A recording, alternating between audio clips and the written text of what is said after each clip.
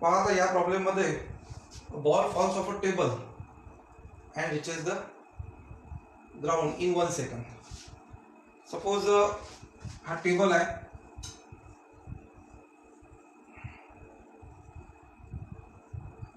आणि हा बॉल टेबलवरून खाली पडलेला आहे. ठीक आहे. किती वेळ लागला? 1 second. So calculate its speed on reaching the ground. Calculate its speed on reaching the ground. इथे काय होते? Calculate its speed on reaching the ground. ग्राउंडवर पोहोचल्यानंतर त्याची स्पीड किती असणार आहे? तर काही स्टुडंट काय म्हणतात सर 0 असणार आहे. बरोबर आहे. समजा एक बॉल खाली पडला, ग्राउंडवर पडलेला, त्याची स्पीड किती असणार आहे? 0. पण असं नाही आहे. यांचं म्हणणं काय, आता इथून हा बॉल पडल्यानंतर जेव्हा इथे टच करतोय त्याची स्पीड वाढत वाढत जात आहे. At the moment when it touches the ground, म्हणजे जेव्हा हा ग्राउंडला टच करतोय म्हणजे फायनल, त्यानंतर त्याची स्पीड 0 होणार आहे. पण त्या मोमेंटला त्याची स्पीड किती असणार आहे, म्हणजे व्हेलॉसिटी, फायनल व्हेलॉसिटी असं आहे, ते लक्षात ठेवा. असं करू नका की 0 असणार आहे.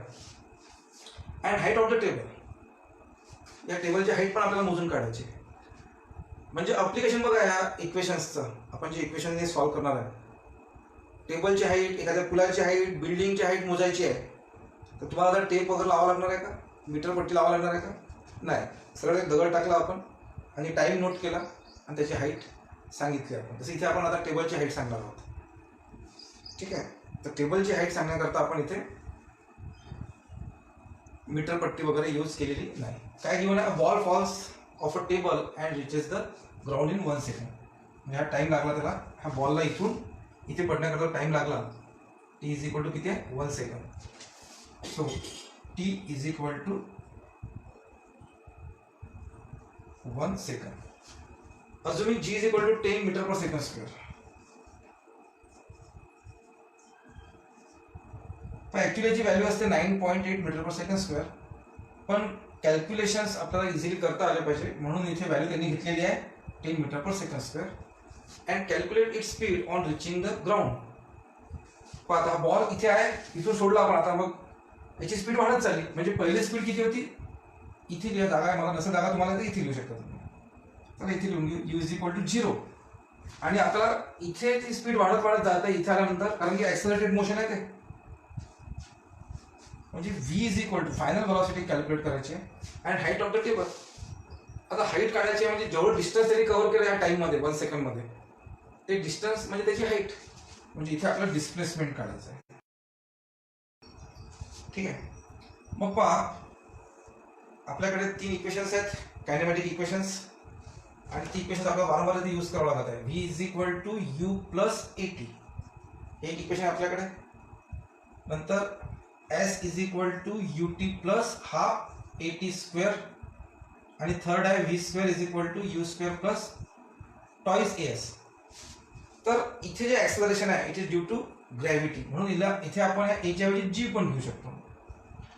एच्या ऐवजी जी आपण याच्यामध्ये टाकू शकतो, कारण की इथे ऍक्सलरेशन ड्यू टू ग्रॅव्हिटी आहे. आणि बा मोशन आता वरून खाली आहे, म्हणजे जीची व्हॅल्यू आपण जी घेणार आहे ती त्या डायरेक्शनने जी पण आहे. म्हणजे जीची व्हॅल्यू इथे आपल्याला पॉझिटिव्ह घ्यायची आहे. ठीक आहे. मग सॉल्व्ह करू आपण. तर आपल्याला पहिले व्ही काढायचं आहे. मग यामध्ये बघा व्ही यूची व्हॅल्यू आहे आपल्याकडे 0, जीची व्हॅल्यू आहे आणि टी पण आहे. म्हणजे फर्स्ट इक्वेशन आपण यूज करून सॉल्व्ह करू शकतो. या 3 पैकी आपल्याला हे फर्स्ट इक्वेशन यूज करता येईल. So using first kinematic equation.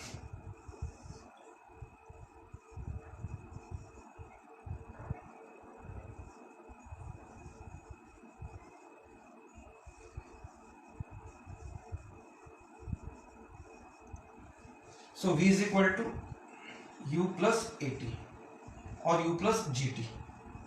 इथे आपण याच्या ऐवजी G पण घेऊ शकणार.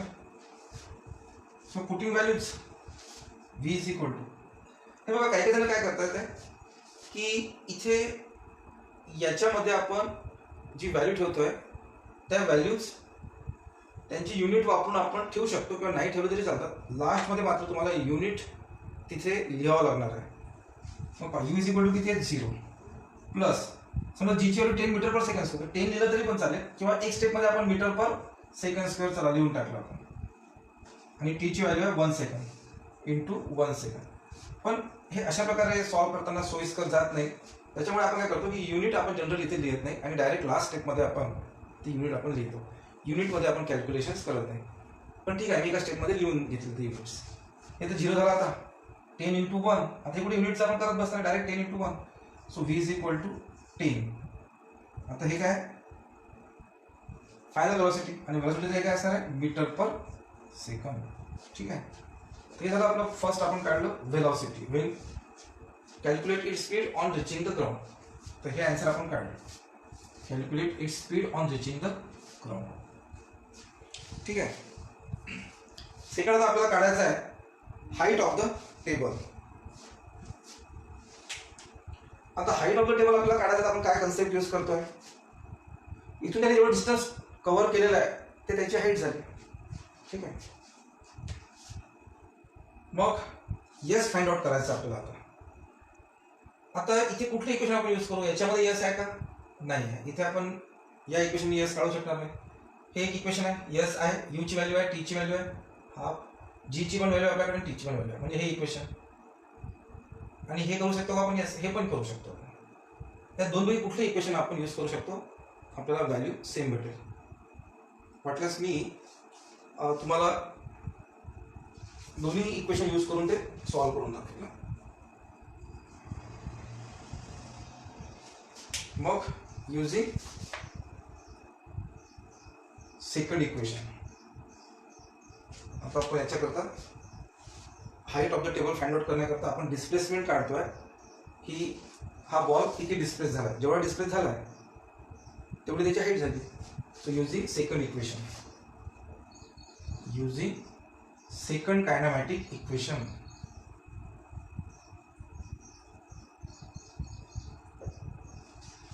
using second kinematic equation. So S is equal to ut plus half at square. Putting values is equal to u ची व्हॅल्यू किती आहे, u ची व्हॅल्यू आपल्याकडे 0 आहे, so 0. t ची व्हॅल्यू किती आहे 1, आणि 0 into 1 हे शेवटी 1च येणार आहे नंतर, प्लस हाफ.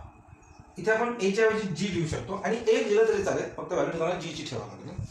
सो हा what is the value of g, 10 metre per second square into 10. पण मी मीटर पर सेकंड स्क्वेअर लिहित नाही, हे आपण अवॉइडच करू. ते युनिट्स तुम्ही लिहिता ते नाही लिहिले तर आपल्याला सोयीस्कर जाते. मात्र लास्टमध्ये आपण मीटर पर सेकंड लिहिलेलं आहे. व्हेलॉसिटी आहे त्याचे युनिट डायरेक्ट इथे लिहून टाकायचं. युनिटमध्ये कॅल्क्युलेशन करत बसायचं नाही, जसं इथे यस यस कॅन्सल झाला असता, नाही असं नाही आहे. तुम्हाला हे कॅल्क्युलेशन्स करायचे आहे आणि त्यानंतर डायरेक्ट लास्ट याच्यामध्ये युनिट लिहायचं आहे. 10 आणि what is t, t is equal to 1. T square means 1 square. हा झाला 0, 2 5 झाला 10 आणि 1 square 1. So 5 into 1 5. So 5 metre. इथे मी युनिट लिहिलं, डिस्प्लेसमेंट किती झालं 5 मीटर. ठीक आहे, लास्ट मध्ये तुम्ही आन्सर लिहिताना मग therefore 1 number, therefore velocity when it touches the ground is 10 metre per second. आणि 2 number, the height of the table is 5 metre. हे आपण फाइंड आउट केले. झालं आपलं इथे प्रॉब्लेम सॉल्व्ह झाला आपलं.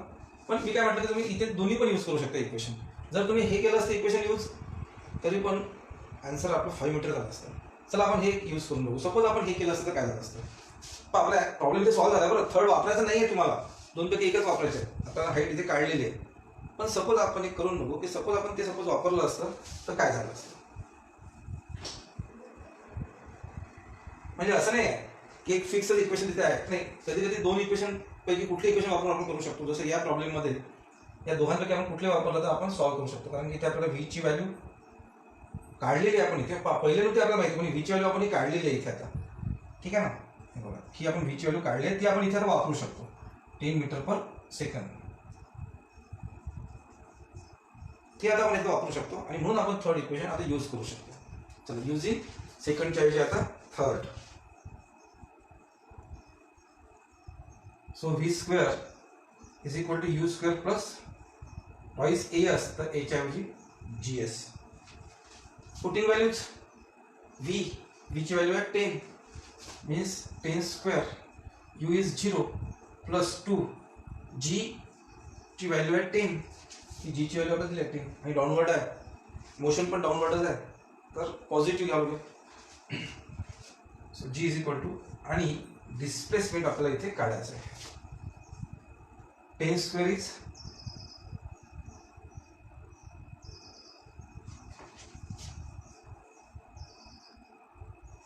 is equal to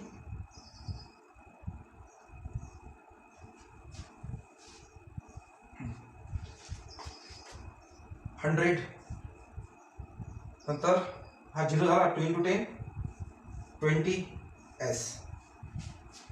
मग इथे आपण 20s इज इक्वल टू 100 काय केले ते, ही साईड या साईडला लिहिली आणि ह्या साईडला राईट हँड साईडला लिहिलं.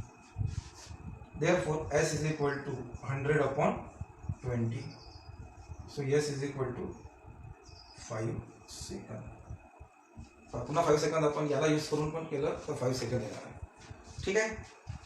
तर अशा प्रकारे हे प्रॉब्लेम ई आपण जे फाइंड आउट करायचं आहे ते आपण फाइंड आउट केले. नेक्स्ट प्रॉब्लेम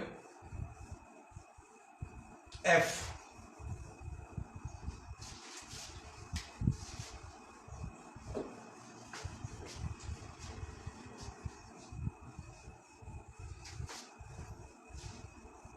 आज आपला हा प्रॉब्लेम सॉल्व्ह झाल्यावर हा चॅप्टर आपला पूर्ण संपतोय. मी आपल्या ग्रुपमध्ये पूर्ण नोट्स टाकलेले आहेत. नंतर आपण नेक्स्ट चॅप्टर चालू करणार आहे उद्यापासून, सेकंड चॅप्टर यामधला. Problem F.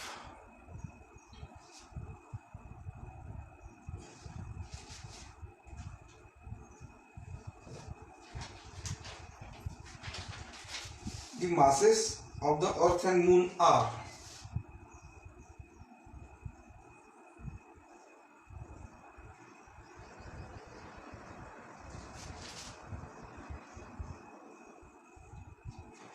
the masses of earth and moon are 6 into 10 raised to power 24 kg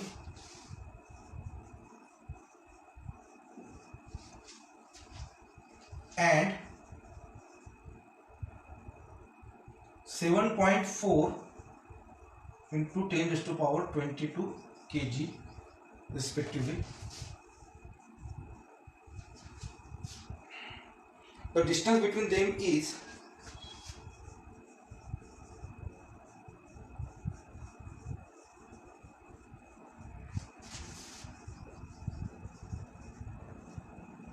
3.84 into 10 raised to power 5 kilometer. Calculate the gravitational force of attraction between the two.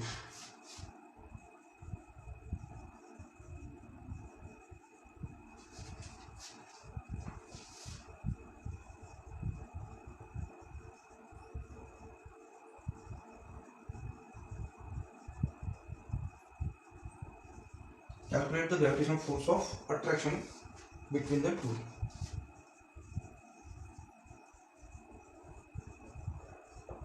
आणि इथे काही values त्यांनी दिलेत. जी ची value दिलेली आहे आपली, आपण लर्न पण केली असते. जी ची value capital G 6.67 into 10 raised to power -11 newton metre square per kg square. Learn नाही केली तरी पण ही व्हॅल्यू तुम्हाला गिवन असते.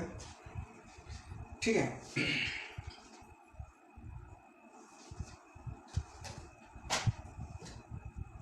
याला सॉल्व करू मग. The masses of earth and moon are, हे मासेस दिले आहेत अर्थ अँड मून. तर मास ऑफ अर्थ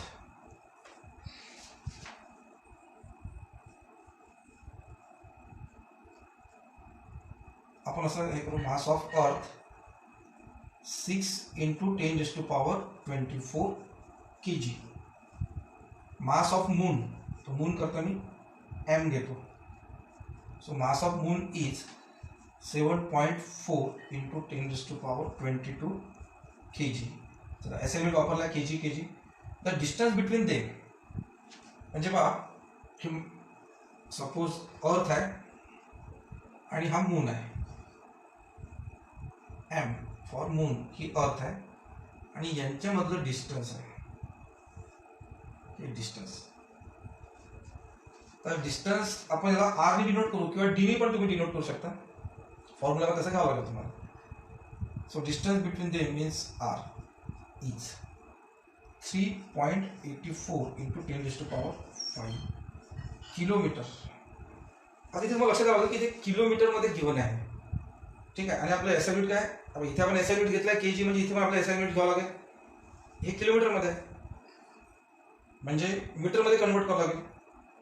आता किलोमीटरचे मीटरमध्ये कन्वर्ट करायचं आहे तर 10⁻³ ने म्हणजे 10 क्यूबने आपण त्याला मल्टिप्लाय करणार. मग होईल काय ते 3.84 × 10⁵ 10⁵5 × 10⁻³ 10⁵5 × 10⁻³ बेस सेम आहे म्हणजे 10⁵5 + 3 8. ठीक आहे. तुम्ही डायरेक्ट इथे लिहितो 10⁸ किलोमीटरचं आपण मीटरमध्ये कन्वर्ट केलं. 10⁸ मीटर हे झालं यांच्यामध्ये डिस्टन्स. आणि जी ची व्हॅल्यू इथे दिलेली आहे इथे आपण लिहून घेऊ डाटामध्ये. आता gravitational force of attraction between देत. ठीक आहे. 2 बॉडीज आहेत, यांच्यामध्ये ग्रॅव्हिटेशनल फोर्स ऑफ अट्रॅक्शन असणार आहे आणि आपण त्याच्याकरता एक्सप्रेशन डिराईव्ह केलं आहे न्यूटन्स लॉ ऑफ ग्रॅव्हिटेशन मध्ये. ठीक आहे. फॉर्म्युला काय आपल्याकडे F = gmm/r². gmm तर मास ऑफ अर्थ, मास ऑफ मून, gmm/r². तर याच्यामध्ये आपण व्हॅल्यू सबस्टिट्यूट करू आता. सो F = g ची व्हॅल्यू आपल्याकडे 6.67 × 10⁻⁻11. युनिट लिहायची आवश्यकता नाही सध्या. डायरेक्ट लास्टमध्ये आपण F काढणार आहे तर त्याचे युनिट आपण तिथे लिहिणार. इंटू मास ऑफ अर्थ. So what is mass of अर्थ 6 × 10⁻24 6 × 10⁻24 kg. and into mass of moon. So what is mass of moon? 7.4 into 10 raised to power 22. 7.4 into 10 raised to power 22 r square म्हणजे 3.84 into 10 raised to power 8. तर मी काय करतो 3.84 पुन्हा 3.84 into 3.84 आणि 10 raised to power 8 10 raised to power 8 म्हणजे 10 raised to power 16 लिहून टाक. Sorry मी कसं करतो इथे into 10 raised to power 8 into 10 raised to power 8 या प्रकारे म्हणजे आता स्क्वेअर लिहिला मी त्याचा डायरेक्ट व्हॅल्यूज ठेवला तर स्क्वेअर मी अशा प्रकारे लिहिला. मग आपण काय करू आता इथे f इज इक्वल टू आता इथे जे 10 raised to power जे काही असणार ना याला आपण अलग लिहू आणि ह्या ज्या व्हॅल्यूज आहेत त्या आपण अलग लिहू. म्हणजे बघ आता ही 6.67 नंतर 6 नंतर 7.4 upon 3.84 into 3.84 into 10 raised to power 10 raised to power म्हणजे वर आहे बरं इथे लिहितो ॲटलिस्ट नाही.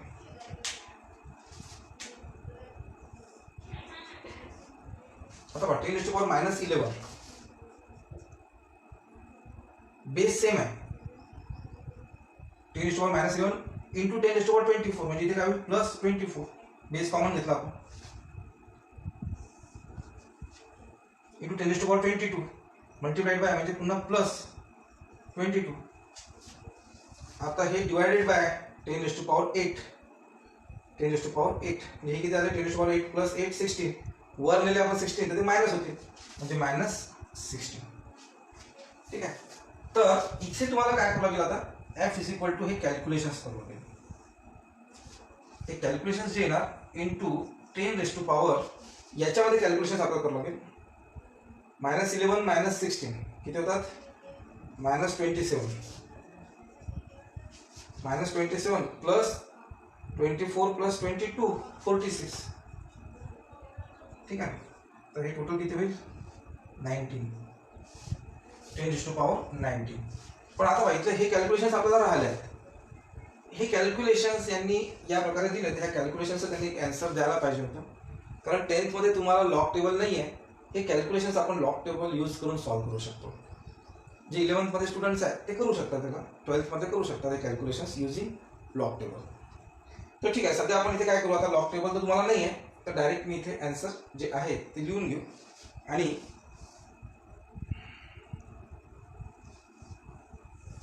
यांचा आन्सर आलेला आहे 2 × 10⁻20. म्हणजे इथे काही पॉईंट आला होता, ते 19चा यांनी एक डिजिट इकडे केला तर तो 20 घेतला. ते डायरेक्ट आपण आन्सर इथे असं लिहून घेतलं इथे. ठीक आहे, 2 × 10⁻20. कारण की हे जे कॅल्क्युलेशन्स आहेत, आता हे प्रॉब्लेम तुम्हाला दिलं त्यांनी, ज्यांनी हे प्रॉब्लेम दिलं तर त्यांना माहिती नसेल की तुम्हाला लॉग टेबल यूज करता येत नाही, 10th तुम्हाला शिकवलं जात नाही आणि तुम्हाला अलो पण नाही आहे लॉग टेबल एक्झाममध्ये हे करायला. त्यामुळे हे कॅल्क्युलेशन तुम्ही करू शकता, पण हे कॅल्क्युलेशन्स करायला तुम्हाला भरपूर वेळ लागेल. आणि त्यामध्ये तुम्हाला ते कॅल्क्युलेशन्स करताना तुमच्या पद्धतीने, जे तुम्ही करता तुमच्या पद्धतीने, तुम्ही काय करणार, मल्टिप्लिकेशन करणार, यांचं मल्टिप्लिकेशन करणार, या नंबरने याला डिवाइड करणार, त्याच्यामध्ये चूक होण्याची शक्यता खूप जास्त आहे. पण लॉग टेबलने आपण खूप इझिली फास्टमध्ये करू शकतो आणि मग आन्सर तुमचे 2 × 10⁻20. इथे आपण 19 आलो होतो, म्हणजे 20 कसं काय आलं, तर इथे काय आपण स्टँडर्ड फॉर्ममध्ये लिहायचं असते की नाही, तर 2 पॉईंट म्हणजे एका डिजिट नंतर पॉईंट लिहायचं असतं. ठीक आहे, तर इथे अजून एक डिजिट असणार, 0 असणार इथे, म्हणजे 20 × 20 × 10⁻19 असणार. तर 19चे 20 केले आणि तो पॉईंट इकडे आपण इकडे ॲडजस्ट केला. पण तुम्हाला काय करायचं, 10th बोर्डाच्या एक्झाममध्ये स्टँडर्ड फॉर्ममध्ये म्हणजे जे फायनल आन्सर आहे, तर 1 डिजिट नंतर पॉईंट असला पाहिजे. ठीक आहे, ते झालं आपलं फायनल आन्सर. आता राहिला आपलं युनिट. मग सो व्हॉट इज युनिट, हा फोर्स आहे. तो फोर्स आपण कशामध्ये मोजतो, त्याचं युनिट काय, न्यूटन. ते झालं आपलं न्यूटन लास्टमध्ये. ठीक आहे, अशा प्रकारे हे प्रॉब्लेम तुम्ही सॉल्व्ह केला. नेक्स्ट प्रॉब्लेम आहे आपलं जी.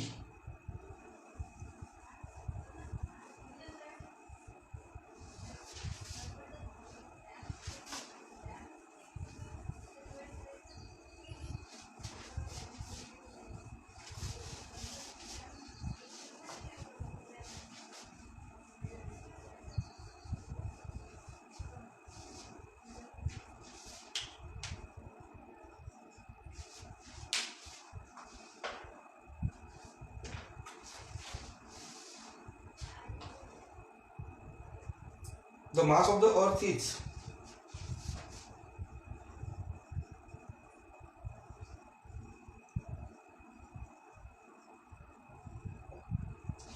6 × 10⁻24 kg.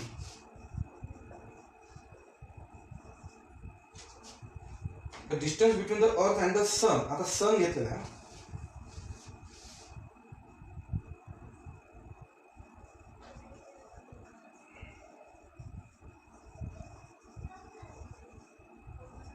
Sun and earth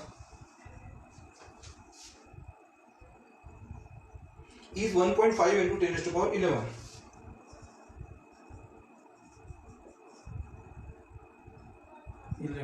meters. If the gravitational force between the two is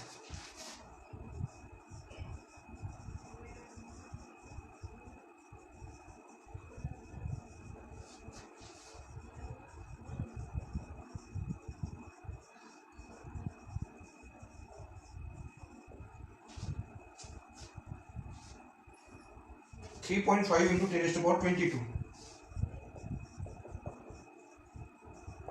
Newton. What is the mass of the sun?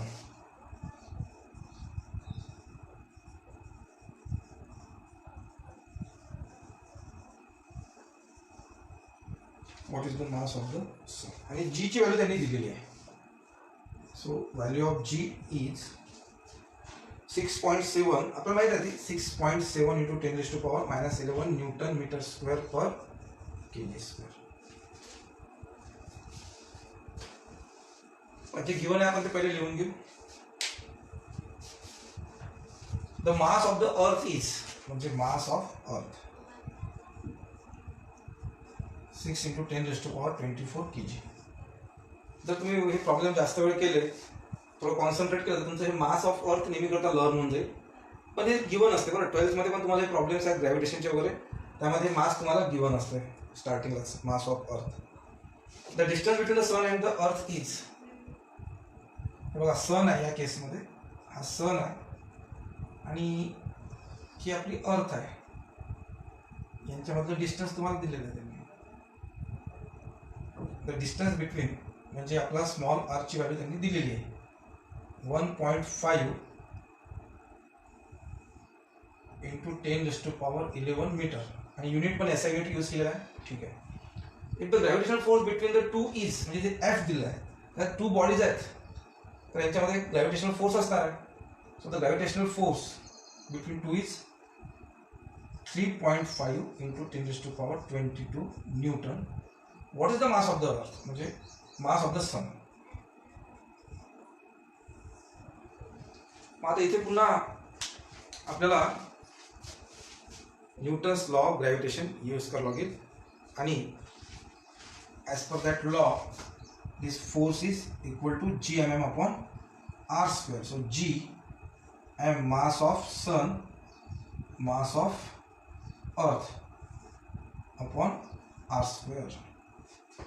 इथे आपल्याला मास ऑफ सन काढायला सांगितलं आहे. तर आपण काय करू आता ही साईड जी आहे ही लेफ्ट हँड साईडला लिहू आणि ही साईड राईट हँड साईडला लिहू.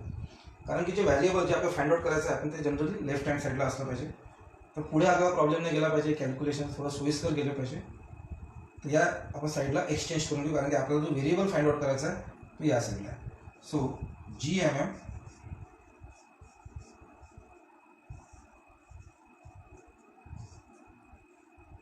आता व्हेरिएबल सोडून बाकी जे आहे जे फाइंड आउट करायचं आहे ते बाकीचे व्हेरिएबल्स आपण या साईडला घेऊन मग आपल्याला मास ऑफ सन काढायचं आहे. So mass of sun F R इकडे आला तर r स्क्वेअर इकडे वर जाईल तो G मास ऑफ अर्थ. ठीक आहे. So putting values so mass of sun is equal to F ची value 3.5 into 10⁻22 into R. What is the value of R? 1.5 into 10⁻11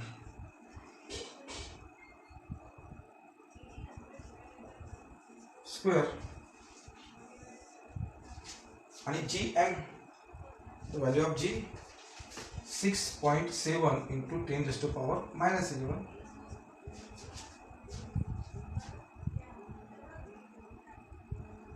G mass of earth 6 into 10⁻24. Calculations करू मग. आता बघा इथे पण आपण तसंच करणार आहे. हे 10 रेस जे आहे ते सर्व सोडून बाकीच्यांना आपण लिहून घेऊ. 3.5 इंटू 1.5 स्क्वेअर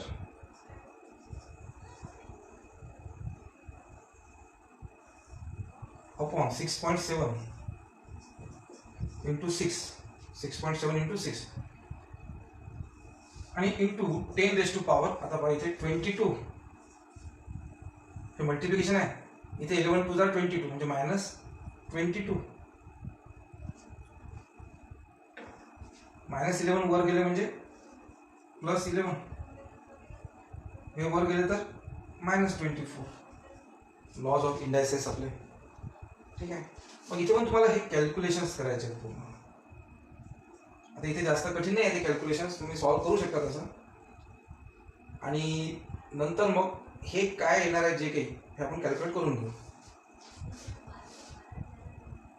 3.5 इंटू 1.5 स्क्वेअर 2.25. ठीक आहे ना. 1.5 स्क्वेअर 2.25 6.7 इंटू 6. तर इथे हा पॉईंट आपण इकडे हे केला तर हा पण पॉईंट चालला जाईल म्हणजे 67 35/67. आणि इथे हा 10⁻, 22 - 22 0 11 आणि -24 म्हणजे -13. ठीक आहे. तर मास ऑफ सन सॉरी काहीतरी चुकलं आपलं. कॅल्क्युलेशन एकदा चेक करून घ्या तुम्ही काय आलेलं आहे. तर 22 मायनस इथे प्लस पाहिजे. बरोबर आहे. सॉरी इथे चुकी मायनस लिहिलं गेलं होतं माझ्याकडनं. हे प्लस पाहिजे होतं. तेच म्हटलं की मायनस मास ऑफ सन मायनसमध्ये कसं येणार. इथे आपली सिली मिस्टेक झाली होती. इथे चुकीने आपलं मायनस राऊंड प्लस करायचं राऊंड लागत होते. आपण हे करू. हे बघा 44 - 24 किती 20. 44 - 24 20 आणि +11 31. ठीक आहे. आणि मग हे कॅल्क्युलेशन आपण सॉल्व्ह करू. आता पुन्हा इथे हे जे कॅल्क्युलेशन्स आहे तुम्ही करू शकता किंवा लॉग टेबल जर काही यूज केला तर आपण इझिली सॉल्व्ह करू शकतो. आपलं फायनल आन्सर येईल 1.96 × 10⁻30. स्टँडर्ड फॉर्ममध्ये 1.96 × 10⁻30. ठीक आहे. आता मास आहे ते काय येणार आहे मग kg मध्ये. हे झालं आपलं फायनल आन्सर. ठीक आहे स्टुडंट्स. तर अशा प्रकारे आपला एक्झरसाइज जो आहे हा आपण पूर्ण सॉल्व्ह केलेला आहे. आज चॅप्टर नंबर 1 पूर्ण संपलेला आहे. आणि तुम्हाला आज होमवर्कमध्ये हे तिन्ही प्रॉब्लेम रिपीट करून जे मी होमवर्क देईल त्याच्या कॉमेंट बॉक्समध्ये तुम्हाला टाकायचं आहे. नंतर उद्यापासून आपण सेकंड चॅप्टर सुरू करणार आहे. तर तुम्हाला काय करायचं आहे की या चॅप्टरचा जो एक्झरसाइज आहे हा एक्झरसाइज पूर्ण तुम्हाला आपल्या एका चांगल्या नोट्समध्ये लिहून घ्यायचा आहे. तुम्हाला नोट्स दिल्या आहेत, तुम्ही त्यातून सॉल्व्ह त्या नोट्सला वापरून तुम्ही तुमच्या एका नोटबुकमध्ये हा पूर्ण एक्झरसाइज